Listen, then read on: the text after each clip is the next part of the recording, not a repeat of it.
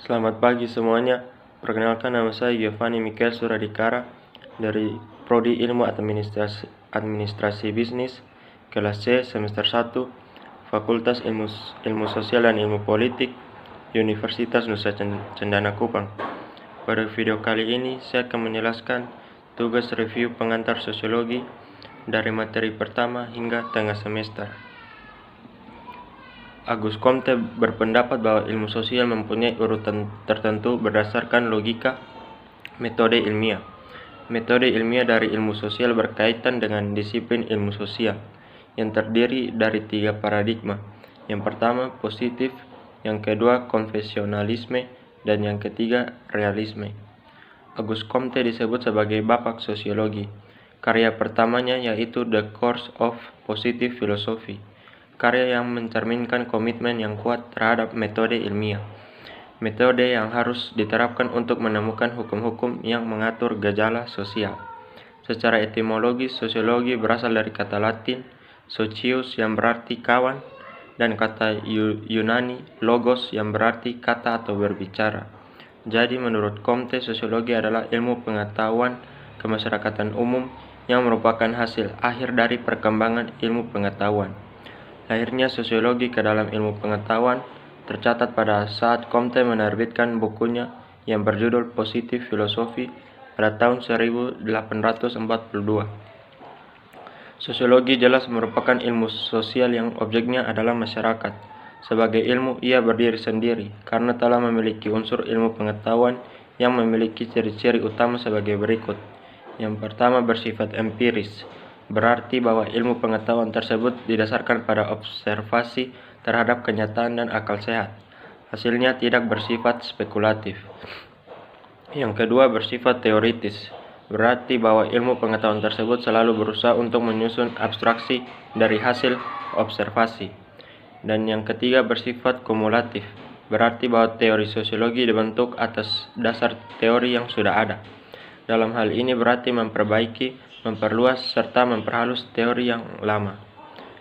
Yang keempat, bersifat non-etis, yang berarti pokok yang dipersoalkan bukanlah baik atau buruknya fakta tertentu, akan tetapi bertujuan untuk menjelaskan fakta secara analitis.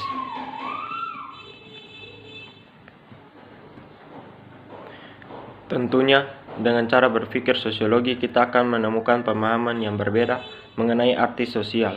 Dengan apa yang diungkapkan oleh para ahli hukum ataupun ahli lainnya, pemahaman sosiologi memiliki beberapa ciri, adalah sebagai berikut. Yang pertama, paham sosiologi memiliki motif penelanjangan, artinya berusaha mengetahui apa yang berada di balik kenyataan sosial yang diterima oleh banyak orang. Yang kedua, motif kurang hormat, artinya selalu mempertanyakan apa yang ada dan tidak menerima sesuatu kenyataan yang sudah terjadi semestinya. Yang ketiga, motif untuk menisbikan kenyataan, artinya nilai-nilai pemikiran manusia karena memandang permasalahan dengan dikondisikan menurut tempat dan waktu tertentu. Dan yang keempat, motif kosmopolitan, artinya motif sosiologi yang bersifat terbuka terhadap dunia luas, memerdekakan orang dalam rangkaian kejadian kehidupan manusia, yakni memberikan kesempatan berpikir terhadap cara berpikir dan bertindak yang lain. Yang berikut, para ilmuwan sosiologi terkemuka. Yang pertama, Auguste Comte. Dia beranggapan bahwa sosiologi terbagi menjadi 2 bagian, yaitu statistik sosial dan dinamik sosial. Sebagai statistik sosial, sosiologi merupakan sebuah ilmu yang mempelajari hubungan timbal balik secara lembaga-lembaga kemasyarakatan. Sedangkan dinamika sosial mau meneropong bagaimana lembaga-lembaga kemasyarakatan tersebut berkembang. Yang berikut, Karl Marx. Karl Marx menggabungkan dirinya sebagai pengikut Hegel. Dari pandangan Hegel ini, Marx melihat seluruh struktur sebagai lapisan yang penuh dengan kontradiksi dan merupakan proses terus-menerus berubah secara dialektis. Masyarakat terdiri dari beberapa oposisi yang terus berjuang untuk mencapai suatu kedudukan tertentu. Yang berikut, Emile Durkheim. Pada abad ke-19 saat Durkheim dewasa, ia dilibatkan dengan masalah sosial, cepatnya pertumbuhan industri dan terjadinya destruksi masyarakat akibat konflik antar kelompok politik antisemit dan tumbuhnya kelompok sosialis, munculnya peristiwa serta timbulnya unsur sosial baru menyebabkan timbulnya minat Durkheim untuk mengintegrasikan masyarakat Prancis dengan isu utama solidaritas sosial. Yang berikut, Max Weber. Pemikiran Weber. Bagi Weber, sosiologi dikatakan sebagai ilmu yang berusaha memberikan pengertian tentang aksi-aksi sosial. Weber terkenal dengan pemikiran ideal, yaitu suatu konstruksi dalam pikiran seorang peneliti yang dapat digunakan sebagai alat untuk menganalisis gejala-gejala dalam masyarakat. Pemikiran Weber ini telah banyak penulis singgung dalam bagian paradigma sosiologi. Menurut penulis, Weber dan pemikirannya relevan sekali dengan kondisi masyarakat Indonesia saat ini. Weber menguraikan tindakan individu, stratifikasi, tipe otoritas, dan orientasi agama. Yang berikut, teori kritis. Teori kritis lahir dalam ilmu pengetahuan karena realita cara pandang positif terlalu direduksi. Reduksi Sionisme memandang bahwa alam selalu dipandang hanya dengan menatap dari kursi goyang. Para ilmuwan belaka tidak pernah turun ke lapangan secara langsung. Dari perkembangan teori kritis tersebut, Weber mencatat ada 3 karakteristik dari teori kritis yang dikembangkan oleh Horkheimer. Pertama, teori kritis diarahkan oleh suatu kepentingan perubahan fundamental pada masyarakat. Kedua, teori kritis dilandaskan pada pendekatan berpikir historis. Ketiga, teori kritis ada untuk upaya pengembangan berpikir komprehensif. Yang berikut, paradigma dalam sosiologi. Paradigma sosiologi ini sangat mirip dengan konsep eksempler dari Thomas Kuhn. Dalam bukunya, Kuhn mendiskusikan keanekaragaman fenomena yang dapat tercakup dalam pengertian seperti kebiasaan-kebiasaan nyata, keputusan hukum yang diterima, hasil-hasil nyata perkembangan ilmu pengetahuan yang diterima secara umum. Yang kedua, paradigma metafisik. Lebih lanjut, paradigma ini memerankan beberapa fungsi sebagai berikut. Yang pertama, paradigma ini menunjuk kepada suatu yang ada, yang menjadi pusat perhatian dari suatu komunitas ilmuwan tertentu. Yang kedua, paradigma ini menunjukkan kepada pusat komunitas ilmuwan tertentu yang memusatkan perhatian mereka untuk menemukan sesuatu yang ada yang menjadi pusat perhatian mereka. Yang ketiga, paradigma ini menunjuk kepada ilmuwan yang berharap untuk menemukan sesuatu yang sungguh-sungguh ada yang menjadi pusat perhatian dari disiplin ilmu mereka. Yang ketiga, paradigma teologi. Dalam fase teologi ini, akal budi manusia mencari kodrat dasar manusia, yakni sebab pertama dan sebab terakhir dari segala sebab akibat. Singkatnya, pengetahuan absolut mengandaikan bahwa semua gejala dihasilkan oleh tindakan langsung dari hal-hal yang sifatnya supranatural. Dan yang keempat, paradigma filsafat. Tahap ini merupakan tahap ketiga dari perkembangan cara berpikir manusia. Dari segi sisi, dengan runtuhnya kekuatan gereja Eropa, muncullah perkembangan yang lebih politis dan sekuler. Filsafat pencerahan juga meyakini eksistensi sebuah tatanan alam. Mereka memfokuskan pemahaman ini untuk memaksimalkan kebahagiaan, kebebasan, perkembangan materi, dan perkembangan sosial secara umum. Yang berikut, paradigma fakta sosial. George Richter memperkenalkan paradigma ini sebagai paradigma yang pertama dalam kajian sosiologi. Durkheim melihat sosiologi yang baru lahir itu dalam upaya untuk memperoleh kedudukan sebagai cabang ilmu sosial yang berdiri sendiri.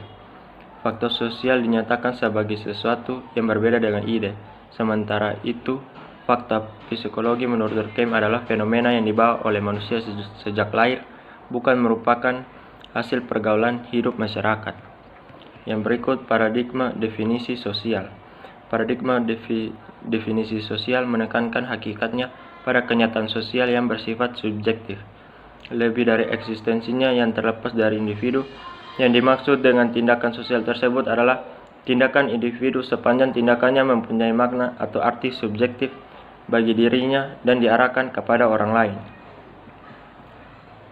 Yang berikut, Richter mengemukakan 3 teori dalam upayanya menjelaskan definisi sosial, yaitu teori tindakan, teori interaksionis simbolik, dan teori fenomenologis. Yang berikut paradigma perilaku sosial. Paradigma perilaku sosial lebih menekankan pendekatan objektif empiris atas kenyataan sosial. Perilaku sosial yang didiskusikan adalah perilaku sosial yang berlaku selama kurun waktu 90 tahun. Di dalamnya terjadi variasi latar belakang pemikiran. Paradigma perilaku sosial ini memusatkan perhatian kepada hubungan antara individu dengan lingkungannya yang terdiri atas bermacam-macam objek sosial dan non-sosial. Faktor sosial adalah cara bertindak, berpikir, dan berperasaan yang berada di luar individu dan mempunyai kekuatan memaksa dan mengendalikan individu tersebut. Yang berikut, tindakan sosial. Tindakan sosial adalah suatu tindakan yang dilakukan dengan mempertimbangkan perilaku orang lain.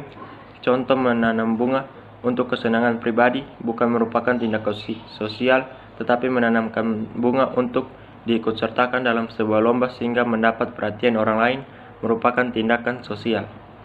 Yang berikut, khayalan sosiologi. Khayalan sosiologi diperlukan untuk dapat memahami apa yang terjadi di masyarakat maupun yang ada dalam diri manusia. Menurut Westmills, dengan khayalan sosiologi kita mampu memahami sejarah masyarakat, riwayat hidup pribadi, dan hubungan antara keduanya. Yang berikut, realitas sosial. Seorang sosiolog harus bisa menyingkap berbagai tabir dan mengungkap tiap helai tabir menjadi suatu realita yang tidak terduga. Syaratnya, sosiolog harus mengikuti aturan-aturan ilmiah dan melakukan pembuktian secara ilmiah dan objektif dengan pengendalian prasangka pribadi dan pengamatan tabir secara jeli serta menghindari penilaian normatif. Yang berikut, kebudayaan dan masyarakat. Masyarakat adalah orang yang hidup bersama yang menghasilkan kebudayaan. Menurut Melville Herskovits dan Bonislaw Malinowski, kebudayaan adalah sesuatu yang superorganik karena kebudayaan yang turun-temurun dari generasi ke generasi tetap hidup terus walaupun orang yang menjadi anggota masyarakat silih berganti dikarenakan kematian dan kelahiran. Sifat dan hakikat kebudayaan. Yang pertama, kebudayaan terwujud dan teralurkan dari perilaku manusia. Yang kedua, kebudayaan telah ada lebih dahulu mendahului lahirnya suatu generasi tertentu dan tidak akan mati dengan habisnya usia generasi yang bersangkutan. Yang ketiga, kebudayaan diperlukan oleh manusia dan diwujudkan dalam tingkah lakunya. Dan yang terakhir, keempat, kebudayaan mencakup aturan-aturan berisikan kewajiban, tindakan yang diterima dan ditolak, tindakan yang dilarang dan yang diizinkan. Yang berikut, lembaga kemasyarakatan atau lembaga sosial. Lembaga kemasyarakatan adalah himpunan norma-norma dari segala tingkatan yang berkisar pada suatu kebutuhan pokok di dalam kehidupan masyarakat. Wujud konkret lembaga kemasyarakatan adalah asosiasi. Yang berikut, interaksi sosial. Interaksi sosial adalah hubungan antara dua orang atau lebih individu, di mana kelakuan individu yang satu mempengaruhi, mengubah atau memperbaiki kehidupan individu yang lain atau sebaliknya. Yang berikut, stratifikasi sosial. Stratifikasi sosial adalah suatu bentuk pengelompokan manusia berdasarkan atas pelapisan sosial yang bertingkat-tingkat. Beberapa contoh dari stratifikasi sosial adalah stratifikasi sosial berdasarkan sistem kasta. Stratifikasi sosial dapat terbentuk berdasarkan kekayaan, pendidikan, kekuasaan, atau keturunan. Masyarakat masih lebih menghargai orang yang memiliki kekayaan yang berlimpah daripada orang yang tidak memiliki kekayaan sama sekali. Yang berikut, sosialisasi. Sosialisasi adalah sebuah proses penanaman atau transfer kebiasaan atau nilai dan aturan dari satu generasi ke generasi lainnya dalam sebuah kelompok atau masyarakat. Proses sosialisasi sangat penting bagi manusia karena proses sosialisasi berlangsung sepanjang hidup dan karena manusia makhluk sosial, makhluk yang tidak bisa hidup tanpa orang lain, yang sangat membutuhkan teman, membutuhkan bantuan, membutuhkan keakraban, membutuhkan komunikasi, serta membutuhkan interaksi sosial. Proses sosialisasi yang dilakukan melalui proses pendidikan dan pengajaran. Yang berikut, gerakan sosial. Gerakan sosial adalah salah satu kajian ilmu politik yang membahas tentang gerakan-gerakan perlawanan dengan menyuarakan suatu isu atau wacana dalam perjalanannya. Gerakan sosial disebabkan oleh kesengsaraan, terutama karena masalah sosial dan kesukaran ekonomis. Cara pandang ini disebut pendekatan konflik. Sistem mobilisasi sumber daya yang timpang menjadi pemicu munculnya gerakan-gerakan sosial. Yang berikut perubahan sosial. Perubahan sosial adalah perubahan mekanisme dalam struktur sosial yang ditandai dengan perubahan unsur kebudayaan, perilaku, norma, organisasi sosial, atau sistem nilai. Contoh perubahan sosial yaitu penggunaan traktor menggantikan kerbau untuk membajak sawah, adanya budaya baru untuk berbelanja secara online. Sekian dan terima kasih.